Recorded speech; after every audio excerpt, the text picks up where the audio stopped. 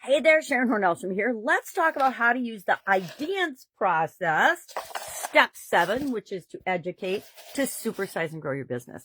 Now, sometimes I'll say how to do something. Sometimes I won't, because I don't want to boss people around and tell them how to do something, because it's up to each and every one of us to determine how we're going to implement anything and everything we do for our businesses as well as our personal lives.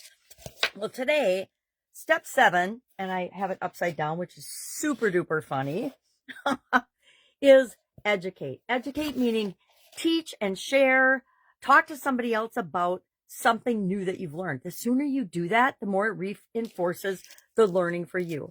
And I'd heard this before, I'd learned this before, I tried it, I knew it, but I didn't actually do it on a regular basis until probably 7-8 years ago, when I was chatting with Steve Larson about how do we really reinforce learning. Steve Larson's a ClickFunnels guy. If you're part of that world, you know exactly who he is. He works with ClickFunnels, but not for them anymore. But when I began and joined and worked with and became a certified partner for ClickFunnels, he was leading, or he wasn't leading, but he was helping with that program. He was helping Russell with it. And it was him who said, listen, when you learn something, as soon as you learn it, if you share it with someone else, even if you talk to your cat or dog or pet, or I talk to my granddaughters, when I learn something new or I have an epiphany or a realization or an aha moment, I tell somebody else immediately. Why? Because that reinforces the learning for me. It works the same way for you as well as your organization. So if we learn a new process, like the IDEANCE process, and we share step by step with somebody else, anybody else, or with a lot of people because we want to make it a part of our organization or our own, that reinforces the learning and it helps us to retain it, right? Remember back in college or high school or grade school when all you did was memorize things, and then you take a test, and 5 minutes after the test, you couldn't remember anything about that particular topic? I actually did that. I had classes like that in college where I just memorized things, and if you ask me now, I'd really, really struggle with the answer. Think mathematics, higher level mathematics. I passed all that stuff, but now I just use my computer, right? Because I didn't do that back then. I didn't teach it to other people. Although once I learned the power of study groups and how reinforcing and talking out topics help to reinforce and maintain the learning, I did do more of that. But I want to credit Steve Larson with really getting me to do this and share the things that I learned and I realize in epiphanies with other people, because then it helps me remember it and actually use it more often.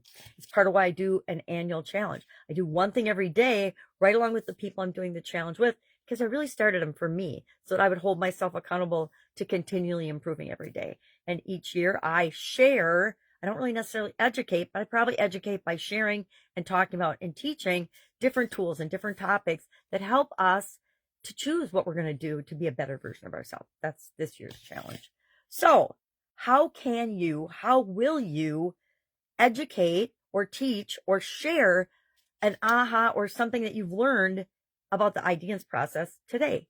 Maybe it's just a comment on a post. Maybe it's just hey, I just learned this process. Can I run it by you and see what you think of it? Or maybe it's anything about your business. But the better we share information with the people in our organization, as well as our people that we interact with, stakeholders, we call them stakeholders, right? Anybody that has any interest in our business is a stakeholder. So it might be our customers, of course, our stakeholders, our employees, our team members, our suppliers, our vendors, etc., are all stakeholders.